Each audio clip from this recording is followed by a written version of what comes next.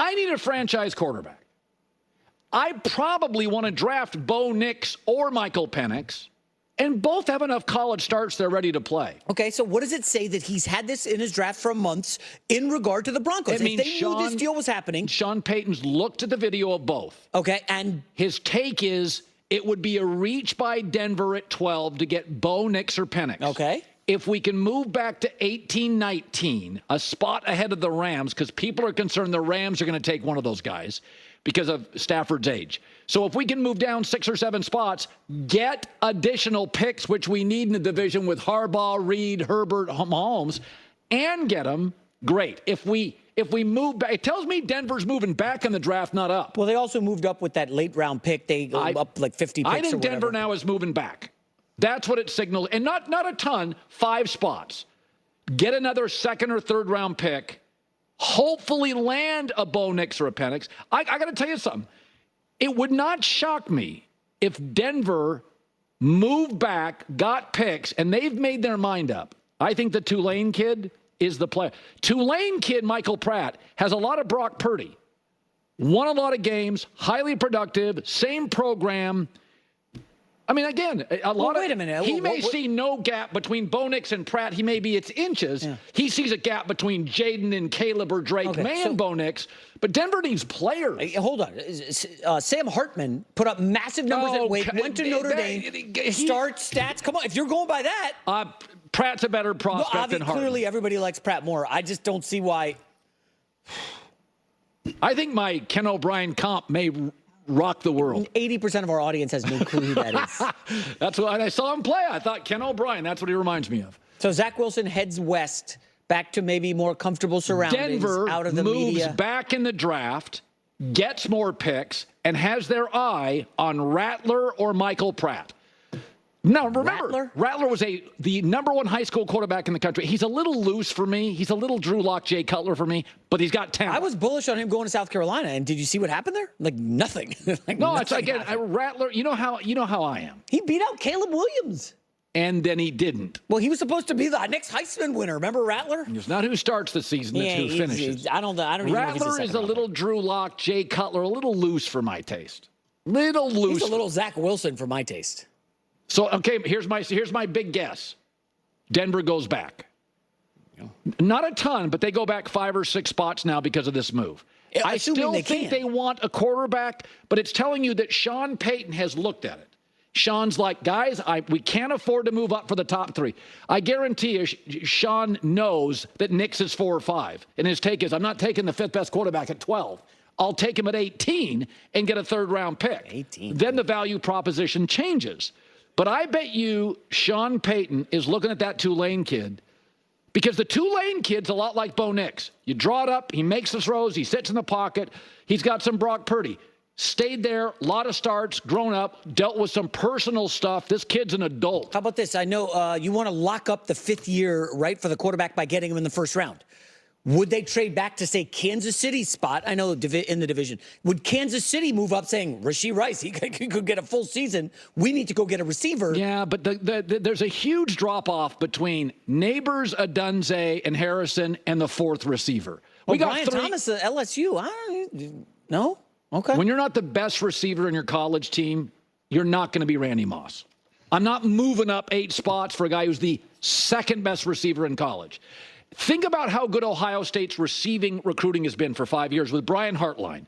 Right now, Ohio State gets the best receivers in the country.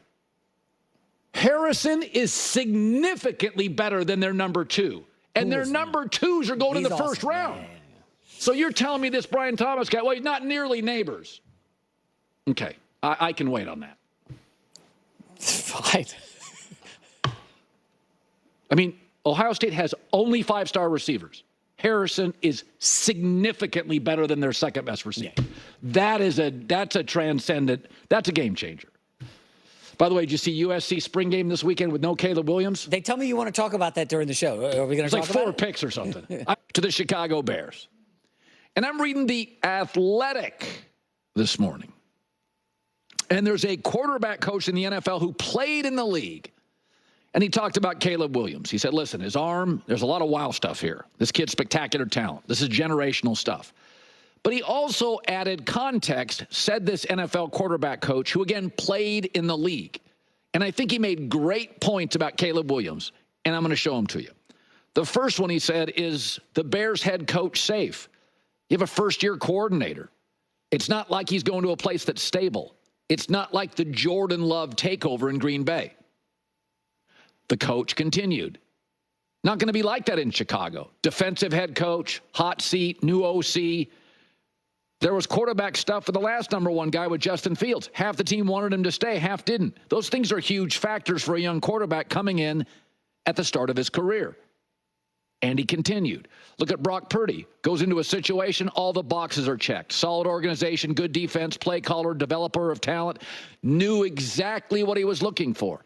Those things are critical. If Purdy goes to the Panthers, we don't know who he is right now. I do not disagree with any of those points. But I'd like to add that something else is true. If you're destined to be a star in this league, you will be. Trevor Lawrence entered a complete clown show. Year 2, in the AFC, he won a playoff game. Justin Herbert's had 2 coaches, both whiffs. He's gotten to the playoffs in a division with Mahomes. Joe Burrow entered with a young head coach, losing record, frugal owner, nor indoor practice facility, none in Cincinnati, a northern climate. Horrible offensive line. At the time, didn't have a dominant weapon, running for his life. And his career, he's 2 plays from winning a Super Bowl. Yes, where you land is really critical. But the great ones find a way to do it. The Colts were a mess. Before Peyton Manning. He won 4 MVPs there and got to 2 Super Bowls. If Caleb Williams, and I believe he is generationally great, you'll see it.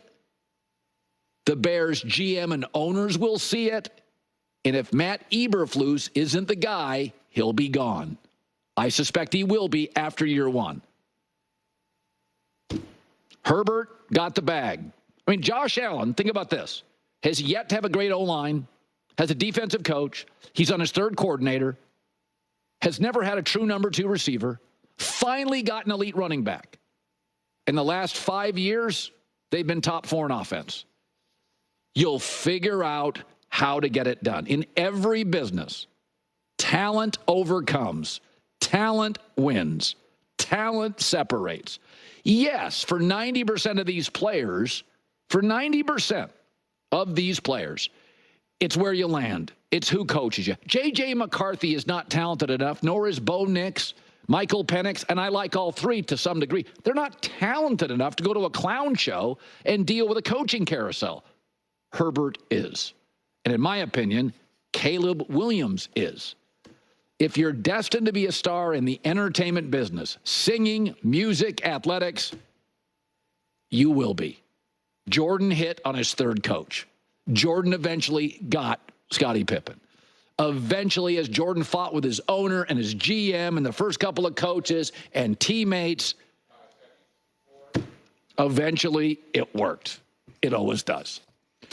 All right, around the corner, latest on New England wants to move out of that number 3 spot, and they've let it out for the world to know. We'll talk about that live in L.A. It's The Herd.